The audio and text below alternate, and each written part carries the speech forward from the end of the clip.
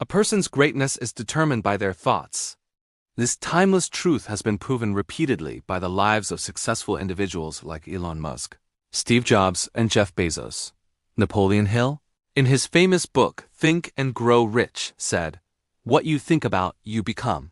But if that's true, why do so many people struggle to succeed? Do they not think about their future? Do they fail to see their own potential? Today's story will uncover the answers to these questions and teach you a powerful lesson along the way. We'll also learn some new words to enhance our English skills, so stay with us till the end. I promise this video will be worth your time. Once, in a busy railway station, there lived a beggar. Every day, he survived by asking passengers for alms as they waited for their trains. One day, as he was begging, he noticed a well-dressed businessman stepping onto the platform. Seeing his expensive suit and confident posture, the beggar thought, "This man must be really rich. If I ask him for money, he'll surely give me a generous amount." With this hope, the beggar approached the businessman and stretched out his hand. But instead of giving him money, the businessman looked at him and asked, "Do you always just take from others? Have you ever given anything to anyone?" The beggar was startled. He had never heard such a question before. Confused, he replied, "Sir, I'm just a beggar. I survive by asking for alms. I have nothing to give to anyone." The businessman smiled slightly and said, "If you believe you have nothing to give, then you also have no right to ask for anything. I am a businessman. I believe in exchange. If you can offer me something, I can give you something in return. But if you have nothing to give, I cannot give you anything either." Saying this, the businessman boarded his train and left. The beggar stood there, stunned. He kept replaying the businessman's words in his mind. "I have been begging for so long, but no one has ever said this to me before." He wasn't rude, but he spoke the truth. If I can't offer anything in return, then why should people give me anything? For the first time, the beggar realized that maybe this was why people never gave him much money, because he offered them nothing in return. That night, he lay awake, deep in thought. "But what can I give? I am just a beggar. I have nothing." Yet the businessman's words kept echoing in his mind.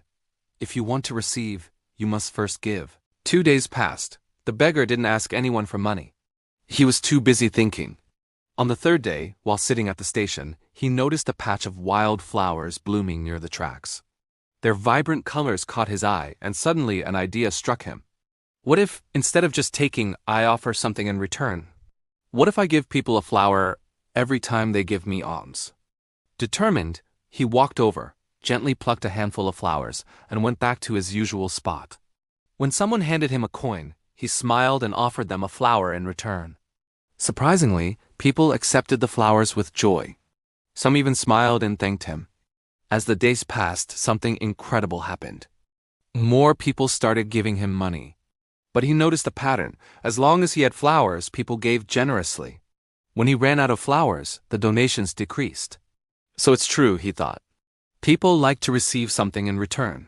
One day, as he was handing out flowers in exchange for alms, he spotted the businessman again, sitting in the train. Excited, he rushed over and said, "Sir, today I have something to give you. If you give me money, I will give you flowers in return." The businessman smiled, handed him some cash, and took a few flowers. "You have truly understood the value of exchange," he said. "Today you are no longer just a beggar. You have become a businessman." The train arrived at the next station and the businessman stepped off. The beggar stood there, watching him go. His words sparked a new thought in his mind. Am I really a businessman now? For a long time he pondered over it. Then suddenly, he realized something. I now know the secret of success. I am not just a beggar. I am a trader. People aren't giving me money out of pity. They are paying for the flowers I give them.